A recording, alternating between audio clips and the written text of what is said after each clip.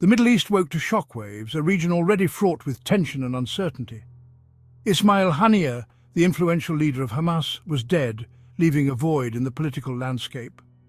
Assassinated in Tehran, the news reverberated across the region, sending shockwaves through communities and governments alike.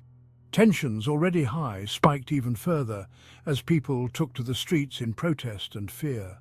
The question on everyone's mind: what happens now? Analysts and political leaders scrambled to predict the fallout. Haniyeh's death is a seismic event, one that could alter the course of history in the region. It has the potential to reshape the political landscape, affecting alliances and rivalries that have existed for decades. The Gaza Strip, already a powder keg, is on edge. Israel braces for retaliation, preparing for the worst.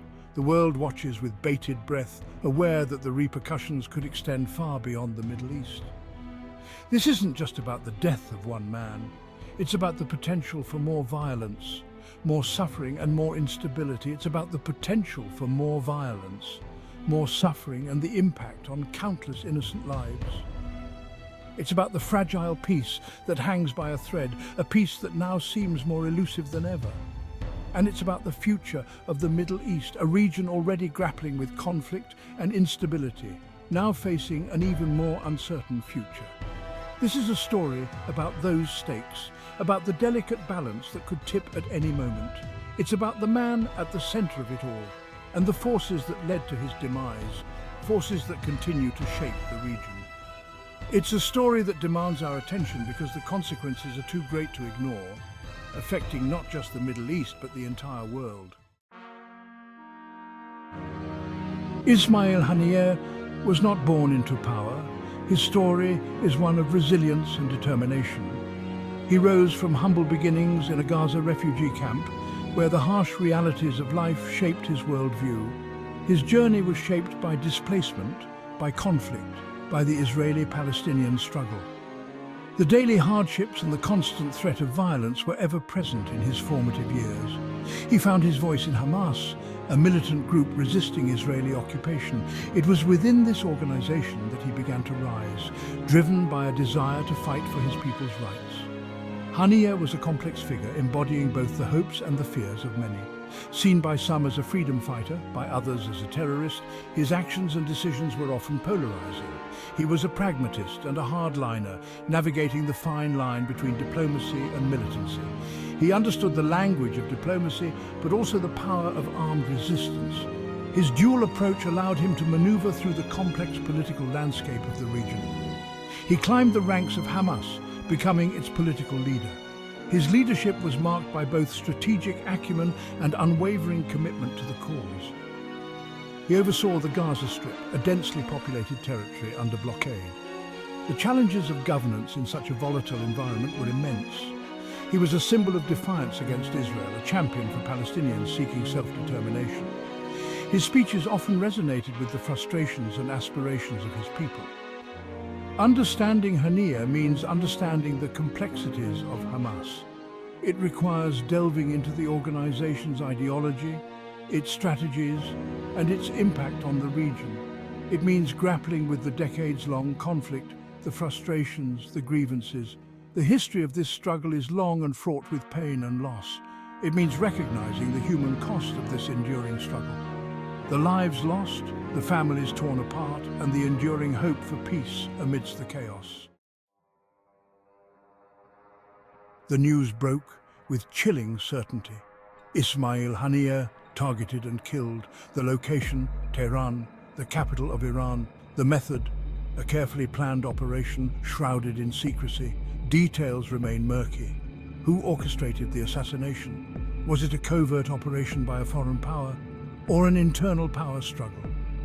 The answers are elusive, fueling speculation and conspiracy. What is clear is the audacity of the act. Haniyeh was a high-value target, heavily guarded. His assassination, a brazen strike, a message sent loud and clear. It speaks to the shadowy world of espionage, of covert operations, of ruthless calculations. The assassination sent shockwaves through Tehran. Iran, a key backer of Hamas, vowed revenge.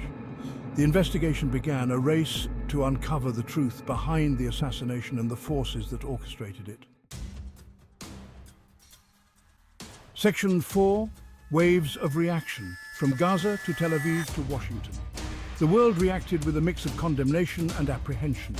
The assassination, a dangerous escalation, threatened to ignite a regional firestorm. Governments scrambled to contain the fallout. In Gaza, grief mixed with fury. Haniyeh's death ignited protests, mourners filling the streets. Hamas, vowing revenge, pointed the finger at Israel.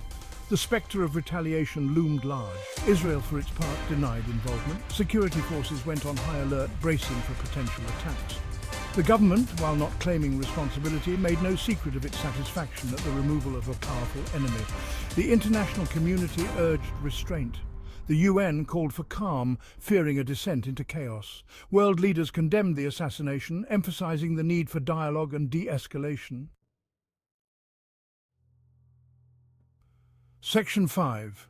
The brink of war. Fears of escalation grip the region. The atmosphere is thick with tension and the uncertainty is palpable. The assassination of Haniyeh has pushed the region to the brink.